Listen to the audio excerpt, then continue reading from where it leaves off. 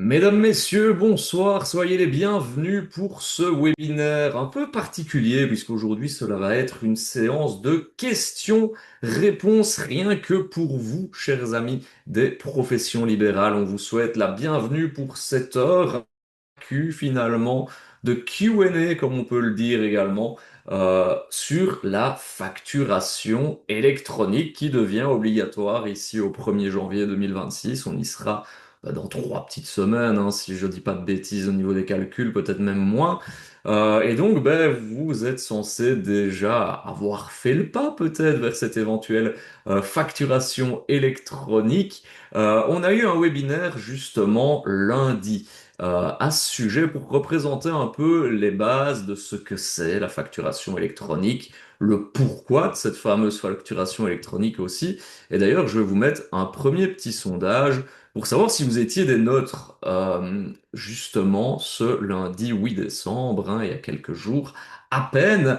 Pendant que vous nous dites si vous étiez là ou pas, j'accueille Karine, Jean-Marie, Anne-Emmanuel, Manon, Znieska, j'espère que je prononce bien. Soyez les bienvenus et n'hésitez pas à faire comme eux, à nous faire des petits coucous dans le chat. Il est vraiment là pour ça, le chat, n'hésitez pas. On vous partagera aussi certains liens également dedans. Par contre, si vous avez des questions, parce qu'aujourd'hui le but c'est vraiment de répondre à vos questions, c'est dans l'onglet Q&R, donc le petit phylactère avec le point d'interrogation dedans. Mettez vos questions dans cet onglet questions, parce que pour nous, c'est beaucoup plus simple de nous y retrouver. On a eu énormément de questions justement lundi. Aujourd'hui, on va s'attarder sur vos questions de ce soir. Donc, n'hésitez pas à reposter vos questions pour être sûr que vous puissiez avoir votre question qui apparaisse. Parce que Anne-Emmanuel, oui, on va reprendre certaines questions de lundi, mais priorité aux questions de ce soir, priorité aux personnes qui nous suivent en direct. Donc, on va reprendre un peu les questions de lundi, mais d'abord, priorité à vos questions de ce soir. Donc, si vous voulez être peut-être sûr de voir votre question répondue, mettez-les ici. Mais l'objectif, c'est vraiment de faire une grosse synthèse finalement de tout ce qu'on a pu voir lundi. Alors, pour faire cette synthèse, on va accueillir notre ami Eric Bertrand, qui est notre expert en facturation électronique. Bonsoir Eric. Bonsoir, bonsoir Adrien, bonsoir à Com- tous et à toutes. Comment vas-tu depuis lundi? Oh, bah, écoute, très bien, des journées très très remplies, des onboarding en veux-tu, en voilà. Donc, on est dans la dernière ligne droite. Je me doute, tu le disais, hein, que dans ta carrière, finalement, c'est un peu la plus grosse période de rush que tu aies connue avec le bug de l'an 2000. Oui, Finalement, c'est dire à quel absolument. point il y a de la panique un petit peu, justement, vis-à-vis de cette facturation électronique. On a vu un petit peu le pourquoi du comment ce lundi. On va peut-être replacer le cadre, finalement, de cette facturation électronique parce que on a eu énormément de questions qui se rejoignaient, d'exemples qui se rejoignaient aussi. On est bien d'accord, Eric, que cette fameuse facturation électronique, c'est pour les assujettis TVA. Ça, c'est une première chose. En tout cas, l'obligation pour le 1er janvier est voilà, d'imposer donc aux assujettis TVA, ne fût-ce que des assujettis partiels, à faire l'envoi et la réception des factures donc par ce format structuré sur le réseau PayPal. Et alors, deuxième complément de cette phrase, c'est envers d'autres entreprises, d'autres assujettis TVA. Ce ne sera pas envers un particulier, un patient, justement. On va évoquer ce fameux article 44. C'est vraiment, je facture d'entreprise à entreprise, finalement. Il ne faudra pas facturer des patients, le renvoyer à un simple particulier. Par exemple, si on est plombier, on ne doit pas envoyer une facture pour un particulier via ce réseau. Absolument, oui. Donc en réalité, il n'y aura probablement pas de particuliers ou très très peu qui s'inscriront sur le réseau PayPal. En revanche, on pourra avoir des entreprises non assujetties qui s'inscrivent, donc qui pourra donner l'envoi de factures d'un assujetti vers un autre entrepreneur, mais qui lui ne serait pas assujetti. Mais ça ne serait pas une obligation dans ce cas-là. Ça serait une Ok. possibilité, mais pas une obligation. Donc l'obligation, c'est uniquement entre assujettis. Ok, parfait. Donc voilà, déjà ça, je pense que ça recontextualise quand même pas mal de choses, hein. Il y a énormément de pensées où on se dit, ben, ça y est, moi je suis assujetti à TVA, donc je vais envoyer cela à toute ma clientèle ou toute ma patientèle. Pas du tout. Et j'insiste sur le mot patientèle parce qu'il y a un fameux article 44 qui est d'application. Et Eric, est-ce que tu peux nous expliquer c'est quoi cet article 44 aussi? Parce que ben, dans les professions libérales qui sont là ce soir, on a fatalement énormément de personnes issues du domaine médical. Oui, absolument. Donc, l'article 44, c'est une exemption spéciale pour les activités dites thérapeutiques. Et donc, c'est tout à fait cadré. Donc, certaines prestations sont considérées comme thérapeutiques et d'autres pas. Donc, on pourrait avoir, par exemple, des acteurs du médical qui feraient des prestations de formation. Eh bien, dans ce cas, ces prestations de formation, elles, eh bien, seraient soumises à l'usage de la facturation électronique. Donc, je vais reprendre le petit. Quand je partage donc Mon mon petit slide, écran. ouais. Voilà. Donc, il y a un slide. Donc, je rappelle qu'il sera mis à votre disposition. Vous allez recevoir donc ce slide à l'avenir pour pouvoir consulter toutes les FAQ et toutes les informations qui sont reprises dessus, dont ce slide sur l'article 44. Et on voit le petit tableau récapitulatif. Donc, avec les articles 44, eux ne sont ni en émission ni en réception, donc concernés par l'obligation d'usage donc de la facturation électronique structurée par le réseau PayPal. En revanche, toutes les prestations complémentaires qui ne sont pas considérées comme exemptées dans le cadre de l'article 44, eh bien, devront faire l'objet de l'usage du réseau PayPal. Donc, l'exemple des formations est typique. L'exemple de la vente de produits de soins, par exemple, je ne sais pas, des bandages ou ce genre de choses-là, de matériel pour les kinés, eh bien, eux nécessitent, s'il s'agit d'une facturation vers un assujetti TVA, nécessiteront dans ce cas donc l'usage de la facturation électronique structurée par le réseau PayPal. Ok, parfait pour cette Voilà. précision, merci beaucoup. Je note qu'il y a 70% de nos participants ce soir qui étaient déjà là lundi. OK. Près de 30% ne nous ont pas suivis. Mais donc, pour les 30% qui ne nous ont pas suivis, le slide que vous voyez à l'écran fait partie d'une présentation que Eric a donnée ce lundi, hein. Vous aurez de toute manière accès aux slides. Je pense qu'ils vous seront envoyés d'ici demain, si je dis pas de bêtises. Par contre, si vous voulez réassister à cette séance un peu plus, on va dire, théorique sur comment fonctionne PayPal, le pourquoi du comment, je vous mets le lien de la prochaine session pour vous, profession libérale, qui aura lieu le 19 janvier. Ensuite, je pense que quelques jours plus tard, ce sera le 22 janvier, vous aurez de nouveau une séance de questions-réponses comme celle-ci. Je vous mets le lien également. Donc voilà, si d'aventure ce soir, ça se termine et vous vous dites, zut, en vous couchant ce soir dans votre lit, j'aurais dû poser cette question-là, il y a encore moyen de se rattraper et de venir reposer ces questions. Donc n'ayez aucune crainte à ce niveau-là. Merci Eric pour justement ce fameux article 44 parce qu'on va y revenir tout de suite. On commence avec vos questions et une question d'Ingrid. Ingrid, elle dit, aujourd'hui, je suis assujetti à la TVA, mais toutes mes prestations sont exemptées de la TVA d'après l'article 44 de la TVA. Est-ce que je peux utiliser en partie PayPal pour les factures que je reçois en partie des factures papier dans mes frais professionnels? C'est une première question. Il y a trois sous-questions dans la question d'Ingrid. On peut répondre peut-être à celle-ci.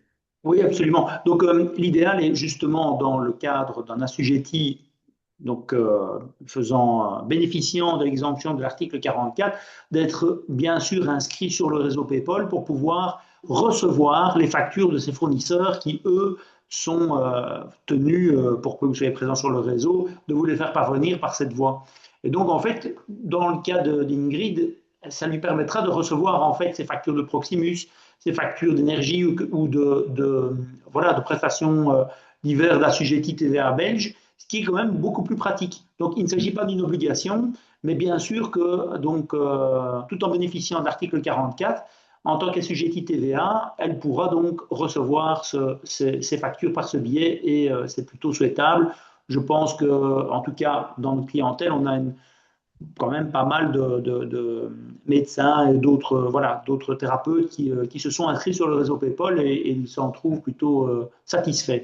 Et alors, pour la dernière partie de la question, si je me radis de la TVA en vertu du fait que j'effectue que des prestations exemptées d'après l'article 44 de la TVA, en réalité, on ne peut être exempté de l'article 44 que si justement on est assujetti à la TVA.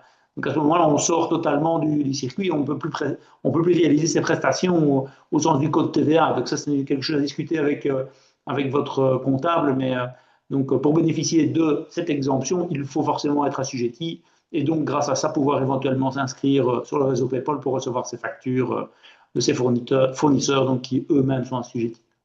Ok, ben merci pour la réponse à cette question d'Ingrid. On a Monica qui, elle, jusqu'à présent, fait ses factures dans Excel, comme je pense énormément de gens le font encore.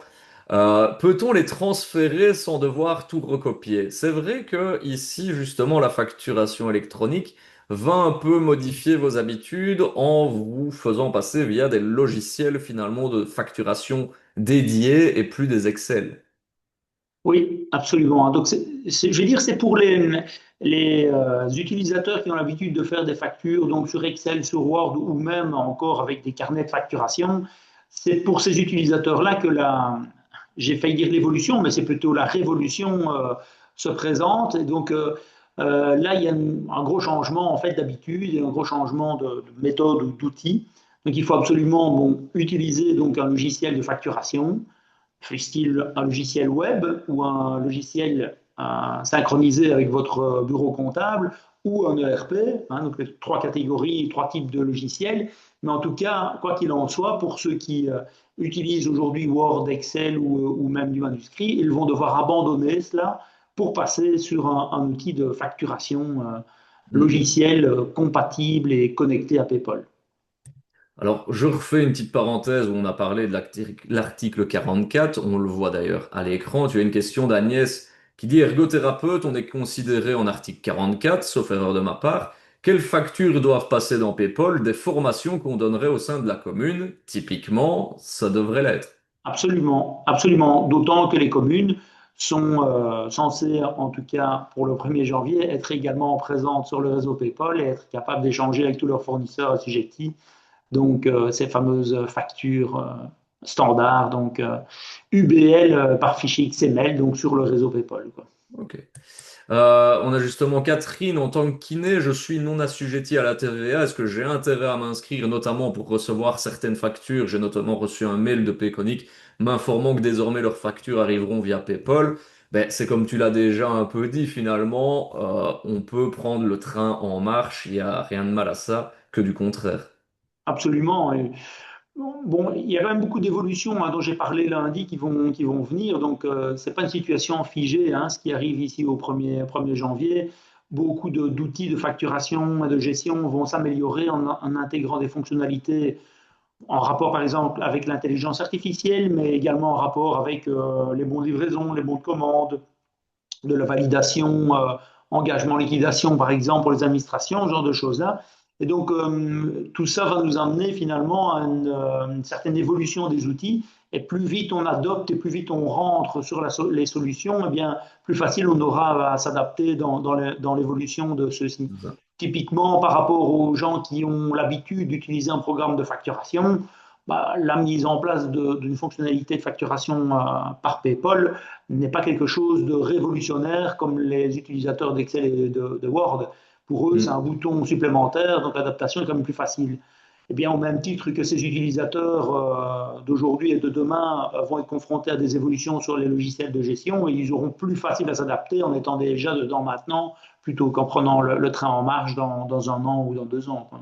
Ok. Et oui, et puis ça rejoint un peu ce que Manon dit dans le chat. Elle dit, j'ai rencontré mon comptable lors d'une formation qui a quand même insisté sur le fait qu'il valait mieux être inscrit justement pour la réception des factures et que sur le moyen terme, peut-être même le long terme, on y passera quand même tous finalement peut-être. Donc autant finalement prendre le train en marche et s'inscrire, être proactif finalement à ce niveau-là. Absolument. Il y a une question de transition numérique et de fossé digital. Hein, voilà, donc, ne pas prendre le train en marche, c'est aussi bah, voilà, refuser un peu le progrès. On vit dans une société où cette question de digitalisation a un sens social et donc ou économico-social. Et donc, je pense que ben voilà, faire ça rapidement, ben, c'est rester dans le coup. Voilà. Mm. Alors, on a fait un peu le tour des secteurs, notamment médicaux. Damien nous demande, lui, est-ce que les musées, par exemple, tous les musées sont concernés? Ça dépend du statut du musée, en fait. Donc, si on a un musée qui est rattaché à une administration officielle faisant partie du fédéral ou du wallon ou de la Wallonie, eh bien oui, ils doivent s'inscrire sur le réseau. Tandis que si on a des musées non assujettis, je prendrai le cas d'une ASBL non assujettie qui gère un petit musée qui est totalement indépendant, dans ce cas, ce n'est pas nécessaire. Ok. Et on change totalement, on passe du musée au restaurant. On a Giresse qui dit, moi, j'aimerais savoir comment un restaurant pourrait déclarer ses recettes avec l'arrivée de PayPal. Est-ce qu'on est sur le bon outil pour cela ou pas? Alors, donc il y a une particularité, c'est que la souche TVA continue d'exister hein, pour voilà, pour le ticket restaurant. Donc, même si on est soi-même assujetti TVA et qu'on va au restaurant, on reçoit un ticket restaurant, une souche TVA, on ne doit pas recevoir cette souche TVA par PayPal. Hein. Donc, c'est une exception. C'est pas une exemption, c'est une exception ici, hein, donc, de traitement Mhm. du support. Et donc, ça signifie que pour la déclaration de la recette, là, on n'est pas que dans le cas du restaurant, finalement, on est pour tous les métiers où on fait des ventes comptoirs, eh bien, on doit faire sa facturation journalière qu'on doit inclure dans sa déclaration TVA, donc dans sa comptabilité. Eh bien, Ok. cette recette journalière, en fait, que ce soit de la restauration ou toute autre activité, euh, fait l'objet d'une déclaration dans son journal de vente, mais dans sa propre comptabilité, on ne doit pas transmettre ça à un tiers. Et donc, comment, le système PayPal et l'envoi de la facture électronique structurée donc pour le 1er janvier imposé par le législateur ne concerne que les factures qu'on transmet à des tiers. Donc, une facture qu'on fait soi-même pour pouvoir faire la déclaration de sa recette journalière pour la mettre dans sa déclaration TVA, mais ce n'est pas concerné en fait par ce système donc de transmission de facture électronique PayPal. Donc, les recettes journalières, on fait comme avant. Ça Voilà. va. Pas de En changement version à ce simple. niveau-là. Parfait. Anne-Emmanuelle pose une question et qui revient un peu de manière significative. Elle dit comment trouver un comparateur de services connectés à PayPal pour choisir celui qui me convient le mieux. Ça rejoint ce que Anna nous met dans le chat. N'hésitez pas à mettre les questions dans l'onglet questions, mais comme ça ici ça se recoupe un petit peu. Voilà, est-ce qu'il y a finalement des logiciels gratuits, simples? Est-ce qu'il y a un moyen de savoir finalement quel outil serait le plus adapté à mes besoins, étant donné que, comme tu l'as dit, c'est un peu ça qui va aussi bouleverser finalement dans cette facturation électronique, c'est le fait de devoir changer d'outil. On ne pourra plus faire ses factures sur Excel. Absolument. Donc, il s'agit finalement de jeter son dévolu sur un outil dont on va avoir un usage régulier. Donc, voilà, autant en profiter pour choisir un outil bien, qui convienne à son activité, qui soit compatible avec son comptable si on en a un, et qui ne vous limite pas dans vos fonctionnalités, dans vos évolutions suivant votre métier. Et donc, il n'y a pas de recette miracle. D'autant qu'aujourd'hui, beaucoup de logiciels arrivent, évoluent très fortement, et il va y avoir un tri sur le marché. Donc c'est clair qu'il faut quand même être prudent dans ses choix. Pour ça, voilà, j'avais décliné tout à l'heure en trois catégories de logiciels. Donc ça vous permet déjà de vous situer. Et puis, je vais compléter avec trois catégories d'interlocuteurs. Donc les trois catégories de logiciels, ce sont les logiciels web. Donc, je vais citer Billit, Dockle, Build2Box. Donc, ils sont toutes des applications web prêtes à l'emploi. On se connecte, on s'identifie, on s'onboard, on s'inscrit sur PayPal grâce aux applications, grâce aux logiciels de facturation. Je rappelle que c'est les logiciels qui vous connectent au réseau. Vous n'avez pas de démarche particulière d'inscription à faire d'autre part. Et donc, ça, c'est cette première catégorie de logiciels. Donc, c'est le logiciel SaaS, qu'on appelle ça hein, dans le jargon de l'informatique, logiciel web. Puis alors, vous avez donc des logiciels interconnectés à vos comptables. Hein. Donc, on avait cité Bob avec Bob Desmat et Kite. On a également Winbooks avec Winbooks Connect et la facturation en ligne exacte et Winbooks on Web. Puis on a Falco avec Horus. Et donc, ça, c'est les trois plus gros logiciels qu'on rencontre Il y a une série d'autres avec voilà, Octopus ou même d'autres plus petits logiciels comme Accountable qui peuvent voilà, être repris dans cette catégorie. Et puis, vous avez alors les logiciels de gestion ERP. Donc, vous avez tous entendu le nom de Odoo, mais il y a Mercator, Gecosoft, Astral Software, et j'en passe, et des meilleurs. Et donc, ces trois catégories de logiciels vous permettent de vous situer. Pour vous situer, vous avez parfois besoin d'aide ou d'assistance ou de conseils ou de points de comparaison. Et bien là, je vous propose donc de vous tourner vers votre corporation dans vos métiers, dans vos collègues, dans les corporations ou dans je vais dire, fédérations dont vous pouvez faire partie, eh bien, il y a certainement des recherches qui ont été faites et peut-être des conseils qui peuvent être donnés par cette voie-là pour choisir quelque chose d'adapté en rapport avec votre métier. Le deuxième interlocuteur, c'est bien entendu votre comptable. Donc, votre comptable va pouvoir vous renseigner sur l'outil dont lui a une intégration avec son logiciel de comptabilité au sein de la fiduciaire, ce qui va garantir en fait une fluidité d'échange entre vous, entrepreneur, et votre comptable. Et puis, il a une expérience évidemment assez large, bien entendu, avec le nombre de clients qu'il voit. Et enfin, les informaticiens de gestion, auxquels les comptables ont accès aussi. Hein, tous les comptables ont un informaticien de gestion. Et donc, ça, ce sont des gens comme moi, et on quadrille tout le territoire. Et donc là, ce sera davantage pour la troisième catégorie des logiciels, donc ces logiciels de gestion ou ERP, qui sont peut-être dévolus davantage à des besoins spécifiques ou plus larges. Donc, je dirais, dans le cas des professions libérales, donc thérapeutiques, c'est clair que ceux qui n'ont pas de comptable, bien la première catégorie de logiciels leur est plutôt dévolue, donc le logiciel web.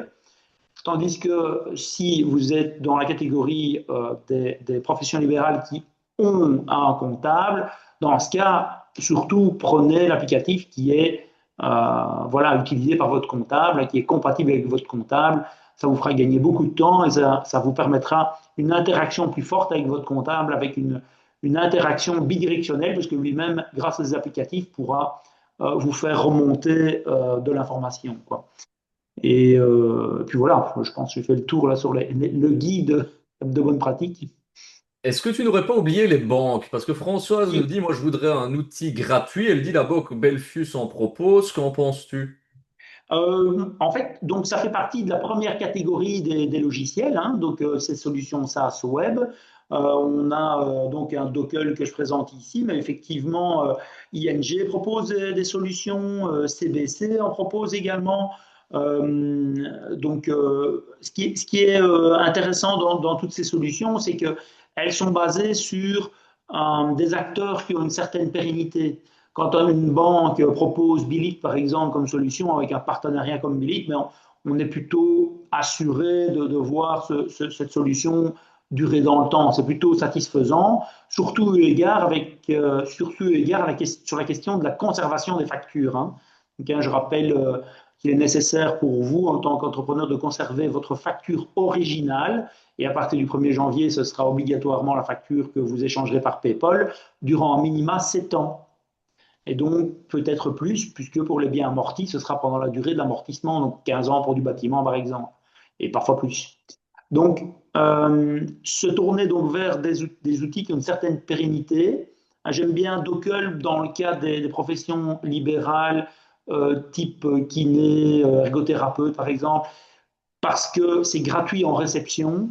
Si vous avez quelques factures à faire, ça ne fait quand même que 3,2 euros par mois, donc c'est quand même vraiment très modeste. Et Dockel a cette mission en fait de conservation documentaire qu'elle remplit d'ailleurs pour certaines banques. Donc ça assure peut-être une partie de la conservation de vos documents, ce qui ne vous empêche pas de tenir compte de la pérennité de vos données et donc de faire preuve en fait d'une certaine esprit de conservation de vos données. Hein. Donc on avait parlé de comment euh, le nom m'échappe, la question de la conservation des données par les États, hein, donc où on peut avoir voilà, la nécessité de savoir où on stocke ces données et être capable de les restituer à un moment donné. Quoi. Donc c'est une obligation par le GDPR. Et donc si vous ne faites pas le nécessaire pour cette conservation, en cas de contrôle fiscal, vous pouvez avoir des ennuis. Quoi, hein. Donc il Ouais. faut s'assurer de... Voilà.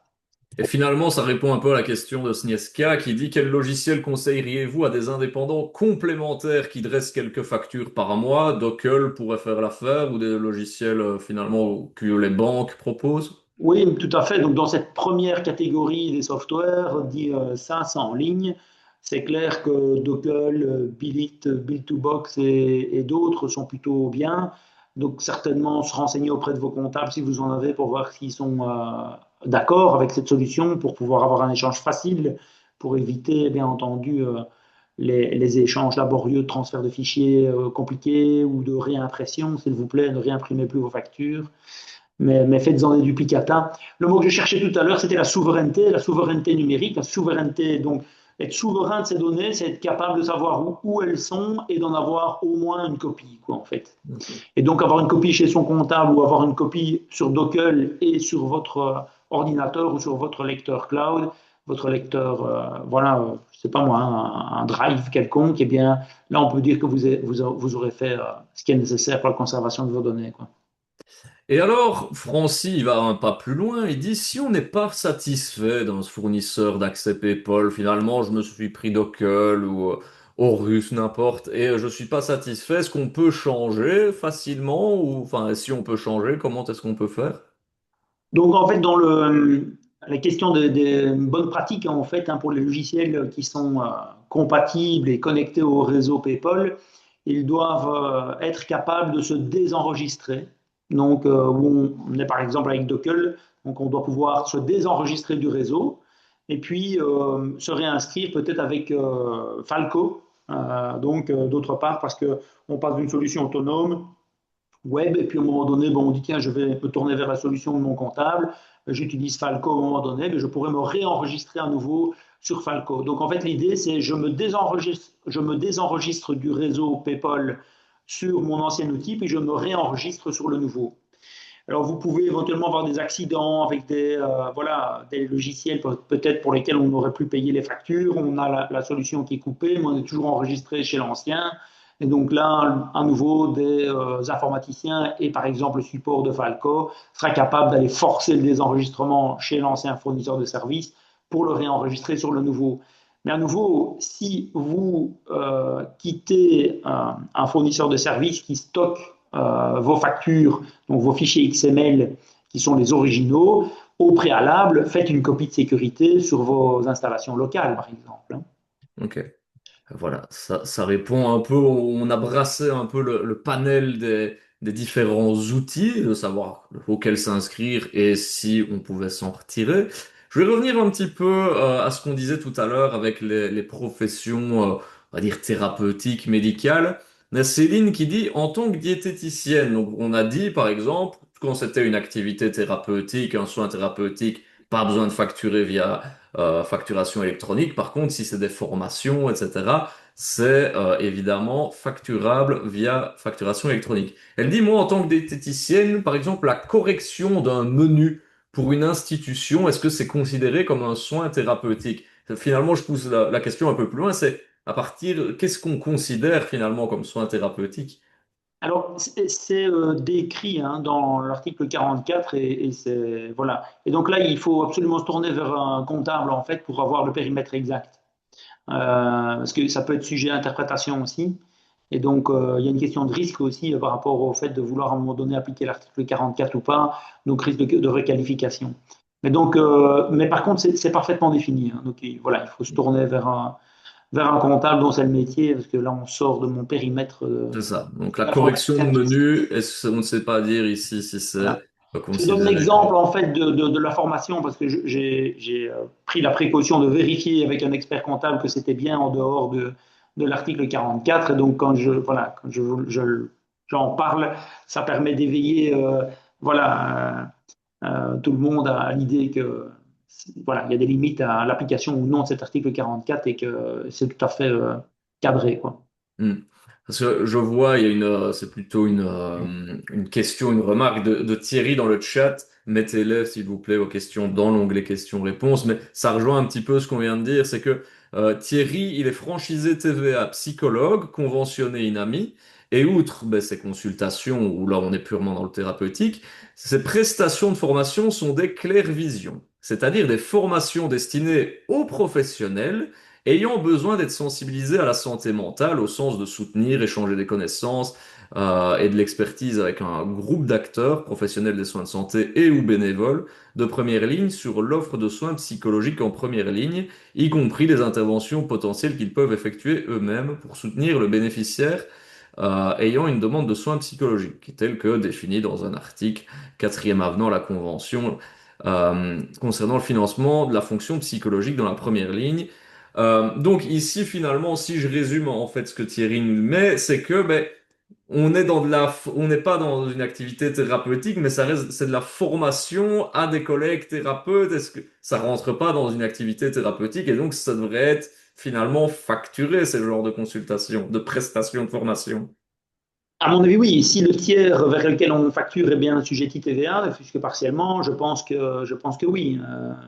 Je pense que ça doit faire l'objet d'une facture. Maintenant, c'est peut-être à nouveau une exception. Peut-être se tourner vers un comptable pour savoir si ça pourrait voilà, être exempté par l'article 44, mais j'en doute.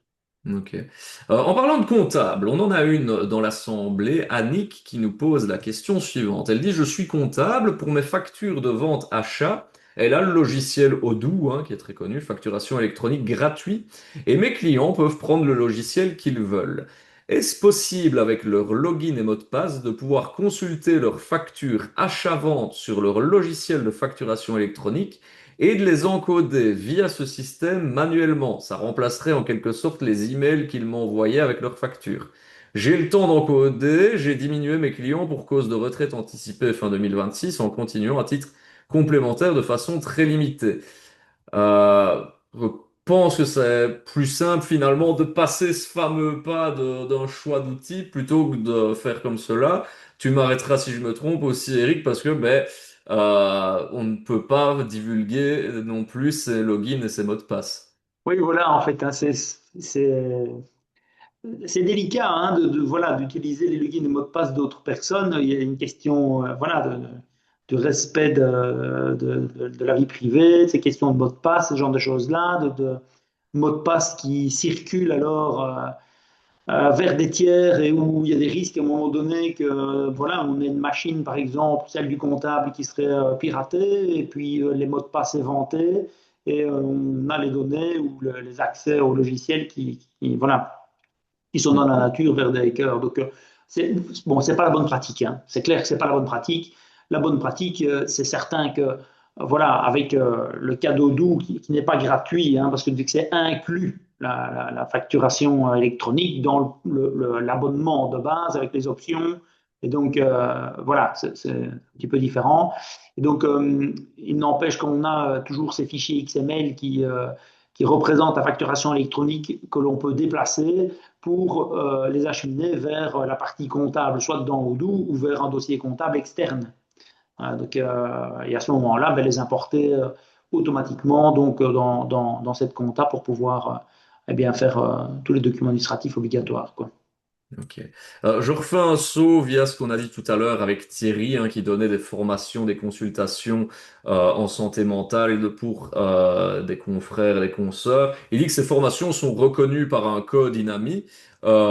Ça, je pense qu'il faut peut-être se tourner aussi vers un comptable, vers la fédération pour savoir si, parce que là, on est dans un cas qui est quand même très très spécifique. Et voilà, c'est vraiment une question dédiée à un comptable de savoir si on fait partie d'une exemption TVA ou non. Donc voilà, c'est le boulot d'un expert comptable hein, de déterminer ça et de s'y engager. D'ailleurs, ils ont des assurances par rapport à ça qui couvrent les décisions ou les conseils qu'ils donnent. Hein. Donc Mm. c'est clair que c'est toujours utile d'avoir la couverture d'un expert dont le métier est régulé. Hein. Un expert comptable, il est voilà, engagé par rapport à ses clients, à une certaine déontologie. Ça me fait d'ailleurs rebondir à une autre question. On avait eu, tiens, si jamais je change de comptable et j'ai une solution chez ce comptable, et comment est-ce que je fais pour récupérer mes données, pour pouvoir les transférer vers le nouveau comptable? Il faut savoir que tous les comptables, experts comptables sont tenus par cette déontologie de transmettre l'entièreté des données dans les formats réutilisables euh, imposés par les solutions techniques voilà, qui étaient en vigueur chez ce comptable-là. Quoi. Or, Francy, on va reprendre un peu de contexte, il dit, si l'on n'émet pas de facture, est-on obligé de se connecter à PayPal? Tout dépend si on a assujetti TVA ou pas, parce qu'on peut recevoir des factures. Absolument. Donc, si on est assujetti TVA, on est obligé d'être connecté à PayPal, même si on n'envoie pas de facture. Hein. Donc, admettons que voilà, on soit un franchisé ou même un entrepreneur qui ne fait que des ventes comptoirs, mais qui est assujetti TVA. Dans ce cas, il doit être présent sur le réseau PayPal à minima pour la réception de ses factures électroniques structurées par le réseau PayPal. On parlait tout à l'heure d'exemption, hein, exonération. Est-ce qu'il y a une différence entre exempter et exonérer, nous demande Céline, en termes de TVA? Alors, c'est une bonne question. On utilise les deux à tort et à travers, je pense. Voilà. C'est une Fais-nous un peu la discussion lumière. philosophique à avoir avec un expert comptable. Et s'il y en a qui, voilà, qui veulent répondre dans le chat, la nuance est probablement distante, mais voilà. Hmm. Et donc, Francy dit, bon, pour les assujettis sous régime pardon, pour les assujettis sous régime de la franchise de la taxe, obligation de PayPal? Oui, Oui, ok. absolument. Alors, Anne-Emmanuel nous demande, est-ce que les factures envoyées par une assistante sociale indépendante, donc j'imagine que c'est son cas, à un administrateur des biens professionnels, donc un avocat, est-ce que ça entre dans l'obligation? Toujours, je pense qu'on doit reprendre ce carcan de assujetti TVA ou pas. Oui, mais donc là, on est entre assujettis. Il s'agit de prestations de services. Donc, pour moi, c'est visé. Donc, ça doit bien passer par le réseau PayPal. Ok.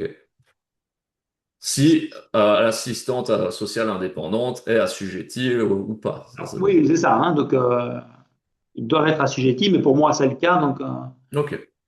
voilà. Alors, on a Aurélien il fait de la prestation de service comme gestionnaire de chantier au sein d'un groupe de construction. Il a donc une seule facture de vente par mois. Comment créer un accès PayPal? Mon comptable me conseille Odoo, avec la fameuse version gratuite qui ne l'est pas, hein, comme on l'a Ouais. dit Eric. Vu le peu de flux de factures, est-ce un bon choix? Alors, oui, Odoo est un bon logiciel parmi tant d'autres. Oui, mais vous voyez, moi, je le classe dans cette catégorie des logiciels de gestion et ERP, donc dans la troisième catégorie. Et donc, en fait, pour quelqu'un qui émet que quelques factures par an et qui a besoin d'une plateforme light, complète, donc qui ne nécessite pas de paramétrage, en fait, hein, ce qui n'est pas le cas d'Odoo, vous avez voilà, pas mal de travaux à faire pour que ce soit parfaitement opérationnel et que ce soit plus, mais d'un autre côté, c'est plus complet, quoi. Hein. Mais moi, je pense que pour quelqu'un qui fait une facture par mois, bah, il sera plus à l'aise avec un outil comme Billit ou oui, comme Docker ou Bill2Box ou voilà, ou que sais-je d'autre, l'application ING, enfin, voilà. Moi, j'ai plutôt tendance à aller dans cette catégorie-là, plutôt que de se tourner vers de l'ERP ou du logiciel de gestion qui ont des vocations plus lourdes. Hein. C'est ça. Ok. Voilà. Je veux dire, Euh, c'est un petit peu vouloir tuer une mouche avec un bazooka, quoi. Voilà. ok. Si vous me passez Euh, l'expression. Agnès nous dit, bah, justement, on parle de logiciels un peu plus légers, de ça. Si on est sur Docker via l'employeur principal pour recevoir les factures des fournisseurs, doit-on faire quelque chose de spécifique si Proximus n'utilise pas Docker? C'est méga flou pour moi. Je pense qu'il faut rétablir un peu de clarté ici. Oui, absolument. Donc, en fait, bon, si vous êtes déjà sur Docker et que vous recevez des documents, par exemple des documents bancaires, vous pouvez recevoir des fiches de paie aussi, hein, par là. Hein, donc, je rappelle que Docker, c'est avant tout une solution en fait de gestion électronique documentaire. Hein, donc, on fait de la conservation documentaire. Donc, ce qui est intéressant, puisque à travers la facturation électronique, comme je disais tout à l'heure, ce que vous voulez faire, c'est conserver vos factures pendant la durée légale obligatoire à minima de 7 ans. Et donc, en fait, sur votre compte Docker, quand vous vous identifiez donc sur Docker, eh bien, vous pouvez demander à Docker de vous inscrire sur le réseau PayPal. À partir de ce moment, vous serez visible, on va dire votre numéro de TVA sera visible sur le réseau PayPal. Et à partir de là, bien, les fournisseurs qui doivent vous envoyer des factures vous transmettront ces factures par le réseau PayPal pour que ça arrive dans Docker. C'est le cas de Proximus typiquement, parce que dès que vous êtes enregistré, Proximus scrute en fait le réseau, et dès qu'un nouvelle personne, nouvel abonné apparaît sur le réseau PayPal, eh bien, sa facture est automatiquement envoyée par PayPal. C'est une des premières qu'on reçoit en général. Alors, je remets de la clarté également pour Sébastien qui dit: Bonjour, je ne sais pas si j'ai bien compris. Un médecin non assujetti à la TVA ne doit donc pas suivre cette règle PayPal de l'article 44. Juste, alors, même si c'est un médecin qui est assujetti à la TVA, à partir du moment où il suit l'article 44, il n'y a pas de Absolument. facturation électronique obligatoire. Donc, pour un non assujetti TVA, la question ne se pose même pas. Oui, tout à fait. Mais je pense qu'il doit l'être. Ok. Voilà. Alors, on a Françoise qui est assujettie à la TVA avec franchise pour une activité secondaire accessoire de pédicurie médicale. Mais mon activité principale est la kinésithérapie, nous dit-elle. Je ne voudrais pas que mes factures eau, électricité, téléphonie pour mon activité de kiné soient mélangées avec celles de la pédicurie, et je voudrais continuer à recevoir ces dernières en version papier. Que faire? Vous n'y arriverez pas ou plus. C'est pas possible en fait parce que vous existez à travers un numéro d'entreprise, un numéro de TVA qui est le même pour vos deux activités. Et donc, en fait, aux yeux de vos interlocuteurs, de vos fournisseurs, il n'y a qu'un seul point d'entrée. Hein. Je rappelle que une fois qu'on s'inscrit sur le réseau PayPal, on ne peut s'y inscrire qu'une seule fois en réception. Donc, on ne peut recevoir les factures qu'à un seul endroit. Tandis que pour l'envoi, là, on peut envoyer des factures de plusieurs endroits avec plusieurs logiciels, donc avec plusieurs points de sortie PayPal. Et donc, en entrée, un seul point d'entrée, un seul logiciel, une seule arrivée, et donc de là à faire une distinction voilà, automatique, ben, c'est compliqué.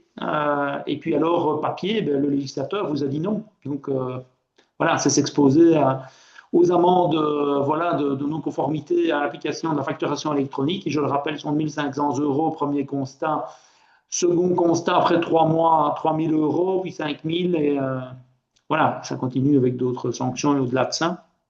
Donc, plus de papier pour les assujettis TVA, et même si ce n'est que de la réception, et pour ce qui est de voilà pour ce qui est de l'envoi voilà ou plutôt la réception avec des sources multiples, ça c'est vrai aussi, donc soit tout au même endroit par numéro de TVA, quoi. Alors, on a une question qu'on a discutée tout à l'heure avant le webinaire, Eric. Comment cela va-t-il se présenter pour les traducteurs jurés qui doivent suivre une procédure particulière auprès du SPF Justice, pardon. Actuellement, il faut avoir plusieurs justificatifs et les encoder sur le site du SPF Justice qui traite le paiement par après. La facture seule ne suffit pas. C'est un gros chantier aussi, hein, que tu me disais, le B2G, donc le gouvernement.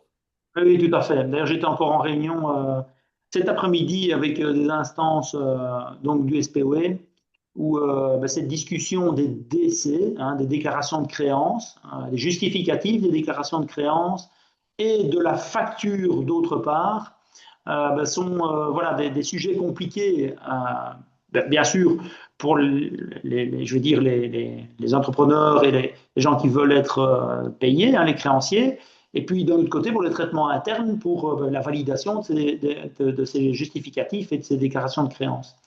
Et donc, en fait, il ne faut pas confondre en fait, les annexes et ces déclarations de créances et les justificatifs avec la facture elle-même. C'est deux choses différentes, même si euh, une facture électronique PayPal est capable d'inclure des annexes format PDF qui sont encapsulés à l'intérieur de la facture électronique structurée, donc XML, et donc d'être transmis à son destinataire et puis seulement d'être validé. Donc en fait, euh, les différentes discussions qu'on a avec le SPOE, mais le SPF c'est encore différent, c'est on continue les process de validation comme maintenant, on continue d'encoder sur le même portail, donc avec les demandes de créances et justificatifs de créances. Et à un moment donné, une fois qu'on est d'accord sur le montant de la créance et le justificatif, que, donc la dernière étape c'est le paiement, à ce moment-là, on peut émettre la facture donc sur le portail PayPal avec la version qui, elle, sera réellement réglée, quoi. Et donc il y a je vais dire, une découpe peut-être du process où avant on envoyait et déclaration de créance et justificatif et facture en même temps, mais la facture doit partir peut-être dans un second temps, quoi. Et c'est encore des, voilà, des process qui sont en réglage pour le moment. Et Là, on prépare des communications avec voilà, différentes instances pour ça, mais on parle d'être capable d'envoyer les communications process interne SPW seulement au mois de février. Donc, Ok. on veut dire que tout ça n'est pas encore parfaitement réglé, quoi. Ça, faut un peu de temps hein, pour que la Oui, oui. machine Mais se c'est mette très en œuvre. compliqué, hein. Hmm. C'est très complexe à mettre en œuvre, hein. Donc, voilà. Donc, Alors, je réponds à la question de Michel qui me dit, quand allez-vous répondre à toutes les questions restées sans réponse lundi? Vous vous doutez bien, et vous le voyez, je pense, dans la liste de questions, qu'on a énormément de questions aujourd'hui. Il nous reste un quart d'heure pour essayer de traiter. Comme je l'ai dit en début de séance, priorité vraiment à vos questions du jour. Et donc, si Michael, pardon, et pas Michel, vous avez une question qui est restée sans réponse lundi, n'hésitez pas à la réécrire aujourd'hui parce que fatalement, on privilégie les personnes qui sont là aujourd'hui avec nous et qui nous posent des questions que les personnes qui ne sont pas là pour le faire. Je te propose de retourner à faire un petit tour au restaurant, Eric, avec la question de Fabricio qui dit concernant le restaurant, il arrive que le client demande une facture plutôt qu'une souche TVA. Je suppose que dans ce cas-là, et contrairement à la fameuse souche, la facture devrait être transmise via PayPal. absolument. Ok. Absolument. Voilà. Ça, c'est très simple. On est parfaitement dans le cadre. Donc, il faudra utiliser le logiciel de facturation PayPal. Ouais. Alors, j'ai une question qui en rejoint une autre.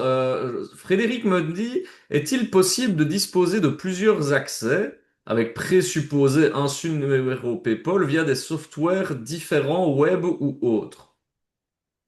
Donc, en fait, ce qu'il faut comprendre, c'est que l'identifiant PayPal est toujours lié à un numéro d'entreprise, hein, un numéro de TVA. Donc, si on est amené à rédiger des factures pour plusieurs entités, donc plusieurs numéros de TVA, eh bien, à ce moment-là, on a besoin de plusieurs identifiants PayPal, donc de plusieurs connexions logicielles différentes, donc des logins vers une plateforme web différente. Donc, voilà.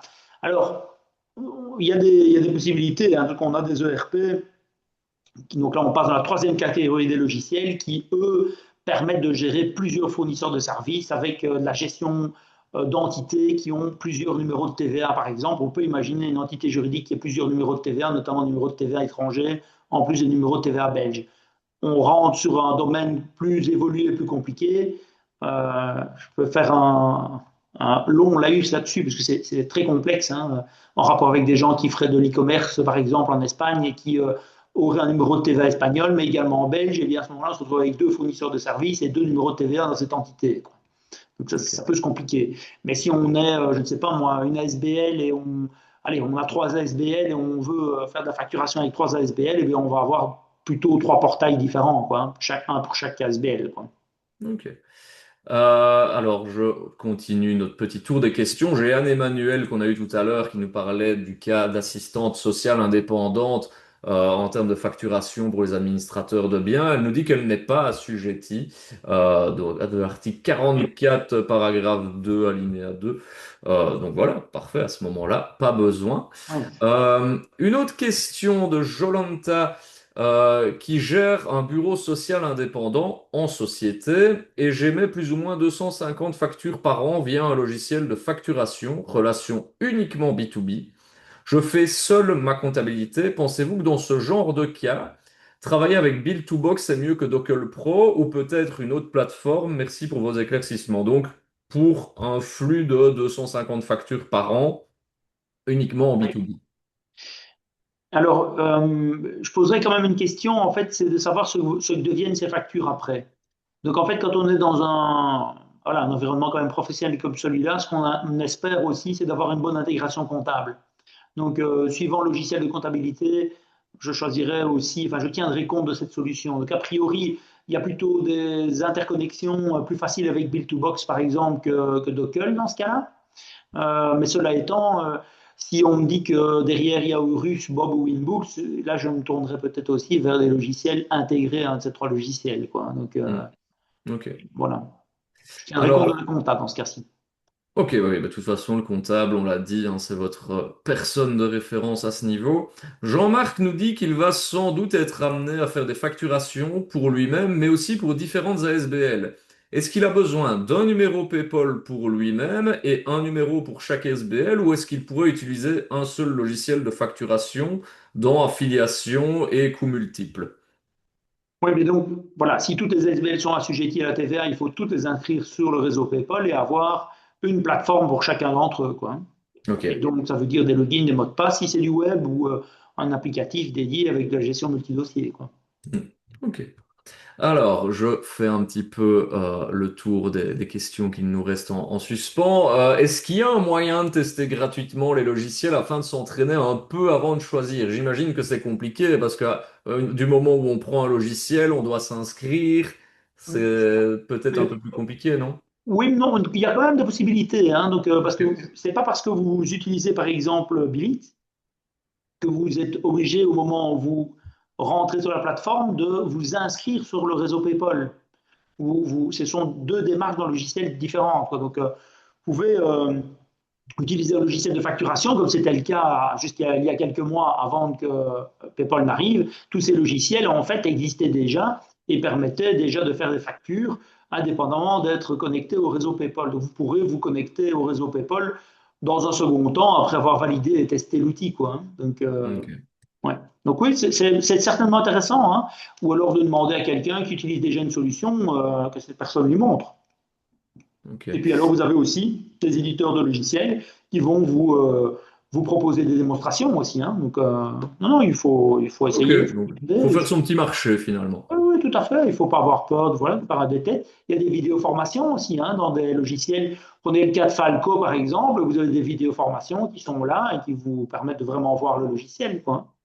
Tu parles de Falco, justement. Jean nous demande s'il est conseillé de télécharger l'application de la plateforme choisie plutôt que d'aller sur le site internet. Par exemple, Falco d'Horus. Est-ce que toi, tu conseilles de télécharger l'application? Mais moi, en fait, j'ai installé un Falco ici tout à l'heure, donc le voici. Hein, donc, voilà, j'ai un dashboard ici et j'ai été directement dans Collect et PayPal où je vois voilà, des factures. Il y a la petite roue dentée là ici pour voir les paramètres, hein, donc on voit l'identifiant PayPal ici, hein. Euh, et donc, en fait, qu'est-ce que j'ai fait pour l'occasion de cette démonstration? Mais j'ai simplement été sur le site web de Falco et j'ai lancé le téléchargement et j'ai juste indiqué mon login et mon mot de passe, quoi, et c'est tout. Ok. Je vais me refermer la page, je vois, donc, voilà, c'est pas plus compliqué que ça, quoi, Ouais. hein. Ainsi qu'il dit ne pas oublier qu'il y a 375 fournisseurs d'accès agréés, donc tester ne peut que suivre un premier tri entre les solutions proposées. Mais Euh, voilà, donc première démarche, c'est comptable, corporation, informaticien de gestion. Voilà,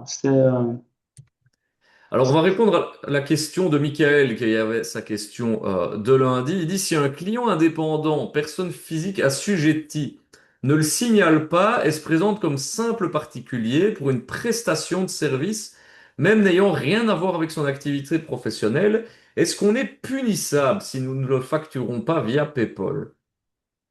alors, la question de l'application des amendes donc pour non-application du réseau PayPal sont pas encore tout à fait claires. Donc, il y a l'arrêté royal de mise en application du 8 juillet qui inclut les montants dont je vous ai fait part avec des constats à 3 mois. Euh, on ne sait pas exactement ce qui est visé en fait là-dedans, c'est-à-dire que être sur le réseau PayPal, c'est sûr qu'il faut l'être et c'est sûr que là c'est une infraction. Mais si on n'envoie pas une facture à un interlocuteur, je vais dire par mégarde ou par voilà, est-ce qu'on est punissable? Eh bien, cette question en fait n'est pas traitée aujourd'hui. Et dans l'arrêté royal, c'est pas clair. Et les administrations n'ont pas encore de circulaire tout à fait clair aussi sur la manière d'appliquer ces sanctions. La seule chose qu'on sait, c'est que donc un fonctionnaire délégué a répondu à une question parlementaire fédérale donc pour indiquer qu'il ferait preuve d'une certaine souplesse dans les 6 premiers mois pour l'application ou non de ces amendes. Donc, Ok. conclusion, il ne s'agit pas d'un report, mais il s'agit de dire, tiens, ben, si vous n'êtes pas tout à fait en ordre, il pourrait y avoir des souplesses pour l'application ou non d'amende. Alors, euh, le plus sûr et le plus évident à faire, c'est de s'onboarder, s'inscrire sur le réseau PayPal, donc de choisir rapidement une solution. Voilà, même si c'est temporaire, hein, on a parlé de Dockle, de Billit, de Bill2Box, de que sais-je d'autres, ça c'est fait en une heure, quoi. Et encore, je dis une heure, ça peut être fait en 10 minutes. Donc, c'est une manière sûre et certaine de vous mettre en ordre et d'éviter déjà ce premier problème de ne pas être présent sur le réseau PayPal. Et je rappelle que la plateforme ici, PayPal Directory, qui est accessible également par les fonctionnaires, indique la date à laquelle ça a été enregistré. Hein, ici, donc on voit que voilà, cet abonné a été enregistré le 12 décembre 2024. Quoi. Ok. Donc Ben ça justement, également, ça, j'ai une question d'Anne-Emmanuel qui dit, existe-t-il un site officiel qui répertorie tous les fournisseurs PayPal reconnus, histoire de ne pas se faire berner? donc il y a deux listes hein, voilà, qui sera fournies également et qui sont dans le PDF, hein, dans les PowerPoint là, que je vais vous donner. Et donc il y a une liste qui est éditée par le SPOE et une autre par le SPF. Ok. Voilà. Donc il y a certains qui se croisent évidemment, mais il y en a quelques-uns en plus ou en moins sur l'une et l'autre. Et ce n'est pas une liste exhaustive, donc voilà, c'est pas non plus parce que quelqu'un n'est pas sur cette liste que c'est nécessairement mauvais. Ouais. Voilà. Et on avait eu une question, je me souviens, lundi, qui demandait est-ce qu'il y avait un site justement pour voir si notre client est bien enregistré sur PayPal, etc. C'est via ce site ou pas? Exactement, oui, donc c'est PayPal Directory. Et donc, ce site-ci, lui, ben voilà, répertorie de manière standard les entrepreneurs présents, les abonnés présents sur le réseau. On peut y mettre le nom, on peut mettre un numéro de TVA, et ça vous affiche l'identifiant PayPal, l'adresse PayPal, et les qualités éventuelles que cet abonné peut avoir. Et vraiment, pour les utilisateurs avancés, il y a une seconde plateforme qui s'appelle Elger, PayPal Elger, qui, elle, va vous donner des informations hyper pointues sur les langages acceptés, ce genre de choses-là. Si vous êtes compatible avec le self-billing et l'autofacturation, par exemple, ce genre de choses-là. Donc là, c'est évidemment un peu plus, voilà, un peu plus Technique. pointu, plus technique. Euh, je reviens à la question de Michael qui dit donc oui, ok, pour être sur PayPal, mais par exemple, si on ne sait pas que le client est assujetti, et donc on lui a fait une facture, on va dire, normale, et il était assujetti, on aurait dû lui facturer électroniquement. Comme tu dis, on ne Oui. sait pas encore à quel point c'est punissable. Non, mais même de toute façon, c'est une question qui se pose aussi hein, indépendamment de PayPal. On émet une facture vers une personne et cette personne ne signale pas comme assujettie. En réalité, cette personne s'assume comme faisant une transaction à titre personnel. Et donc, en fait, c'est le problème de la personne, du client, de s'identifier comme étant un professionnel assujetti et non pas présent comme une personne physique non assujettie. Parce que Mm. libre à soi en tant qu'indépendant assujetti, à un moment donné, d'aller au Carrefour acheter de la nourriture et, à titre personnel et d'autre part, aller une seconde fois au Carrefour et acheter de la nourriture pour son activité professionnelle. Et donc, dans ce cas-là, dans le premier cas, on va prendre le ticket, et dans le second, on va prendre une facture. Donc, c'est une pratique courante, et en réalité, c'est la même chose ici. Si quelqu'un ne se signale pas comme étant entrepreneur, donc personne assujettie, dans ce cas, ben, c'est une personne lambda ben, voilà, qui n'est pas assujettie pour nous au moment de cette transaction, pour cette transaction. Donc, vous n'êtes pas en infraction, quoi, en fait. Hein. Ouais. Voilà. C'est une question qui est revenue quelques fois lundi également. Aurélien nous la repose aujourd'hui. Si je reçois une facture alors que je ne suis pas d'accord avec celle-ci, que cette dernière est d'office impactée dans PayPal ou déclaration TVA, est-ce qu'il y a une validation dans les factures? Ça rejoint les questions qu'on avait eues lundi, à savoir ben, que faire si je veux contester une facture, elle est passée quand même dans PayPal, comment ça se passe? Donc, première chose, c'est pas parce que la facture arrive par PayPal qu'elle sera automatiquement dans la déclaration TVA. Donc, c'est un choix que vous faites. Hein. Vous recevez une facture un petit peu comme si vous receviez un email dans votre boîte mail. Libre à vous d'en faire ce que vous voulez. Donc, si vous voulez, vous pouvez ne pas la valider ou ne pas la transférer vers votre comptable pour qu'elle rentre sur votre déclaration TVA. À ce moment-là, vous avez des possibilités comme contester cette facture. Mais vous la contesterez de la même manière que ce que vous le faites actuellement. Donc, vous pourrez écrire un email, par exemple, en y joignant donc la facture que vous avez reçue par PayPal et la contester avec la motivation que vous gérez utile. À Ok. partir de là, il y a également une autre possibilité ou une possibilité complémentaire de donner un statut à la facture que vous avez donnée. Donc, dans les logiciels que vous recevez, enfin que vous utilisez, pardon, quand vous recevez une facture, vous avez la possibilité de lui attribuer un business status. Donc, tous les logiciels ne sont pas capables de le faire, mais certains sont capables de le faire, et donc vous avez la possibilité de dire cette facture, je la refuse, ou je demande un complément d'information, ou je l'accepte, ou je la marque comme payée. Et donc ça, c'est ce qu'on appelle le business status. Donc c'est un des trois statuts, puisqu'il y a un statut de réception, un statut business et un statut technique pour les factures PayPal. Tous les logiciels savent gérer un minima le statut de réception.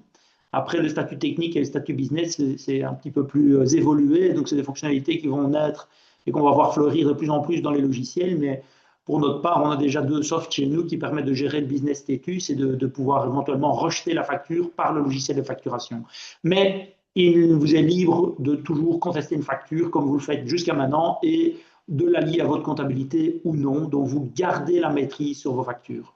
Bien, parfait. Merci beaucoup, Eric. Il est 20h01. On va prendre les Allez. dernières questions qui restent de manière un peu plus rapide. Je vous remercie déjà toutes et tous pour toutes les questions que vous nous avez posées aujourd'hui. On vous met dans l'onglet sondage la petite enquête de satisfaction du jour. Et donc, on va brosser un peu rapidement les dernières questions qu'il nous reste. On en prendra plus d'autres pour ne pas trop déborder sur votre soirée, mais n'oubliez pas que dès lors le 22 janvier, il y a une nouvelle session questions-réponses si vous avez encore besoin. On avait Damien qui nous disait qu'entend-on par période de transition justement toutes allez, tous ces délais finalement, ben, ça veut dire ce que ça veut dire, c'est très flou. Oui, attention, c'est une période de transition pour l'application des amendes, hein. Donc, il n'y a pas de Ouais. délai sur le fait de rentrer sur le réseau. Donc, c'est bien 1er janvier 2026. Donc, voilà, il n'y a pas de report, hein, que ce soit bien clair, hein, cas où j'aurais pas été, enfin, j'aurais été équivoque. Donc, c'est juste pour l'application des amendes, donc, où il y aura peut-être un peu de souplesse, mais c'est, voilà. Je Euh, pense que ça va être laissé à libre appréciation aussi du fonctionnaire, hein. on avait Jean qui demandait comment pratiquement puis-je visualiser les factures que je reçois et comment les payer. Alors les payer, ça se fera toujours comme on a toujours payé, Eric, j'imagine. Oui, mais il y a quand même des améliorations et des choses qui sont sympas, puisqu'on a dans paiement, par exemple, ici dans Falco, la possibilité de générer un QR code de paiement. Hein, donc, je vois la facture que j'ai reçue. Hein, donc, je suis dans un cas réel, hein, je viens lancer le logiciel, je viens d'afficher une facture et j'ai un QR code qui est généré que je peux scanner, quoi. Voilà. Ok. Donc ça, c'est une des manières de traiter le cas et ça fonctionne très très bien. Donc, hein, et là, j'ai été dans les QR codes paiement, mais je peux faire un fichier SEPA multi-paiement.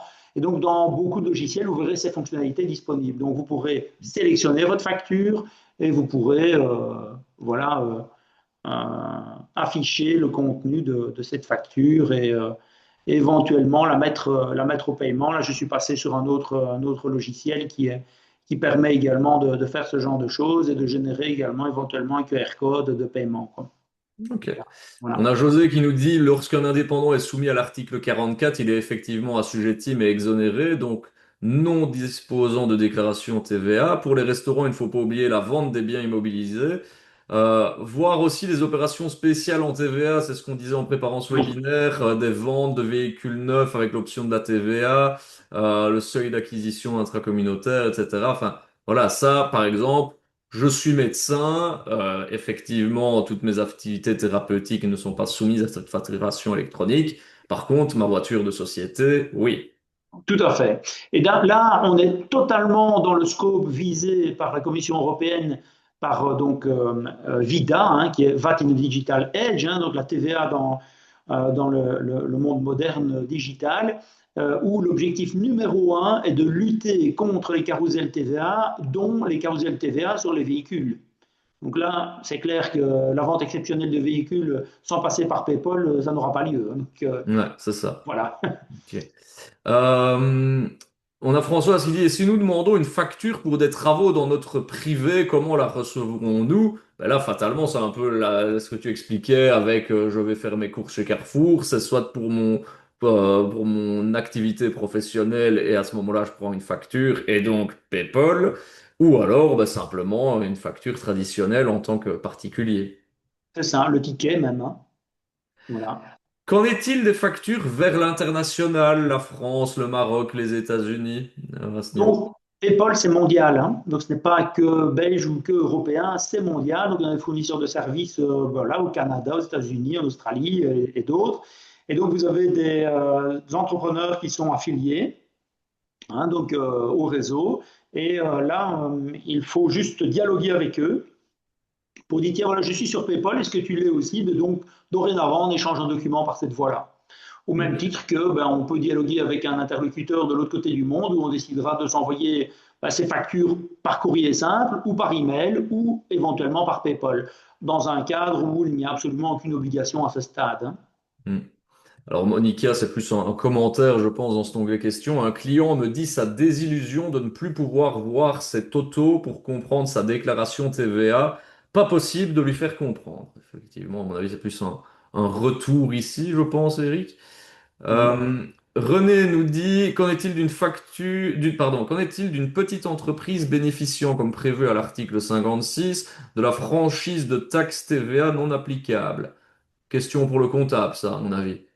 Oui, c'est question pour le comptable, mais à nouveau, il y a certaines factures en fait qui sont toujours en dehors de ces cas de figure en fait, parce que ce sont des cas d'usage très particuliers, mais il reste qu'il y a des transactions d'autre part pour de la vente exceptionnelle, voilà, de biens immobilisés par exemple, et là on retombe à nouveau dans ces cas où il faut absolument passer par le réseau PayPal.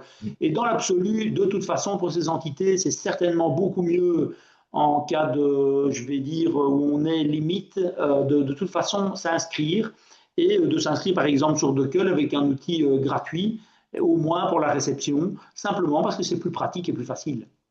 Ouais.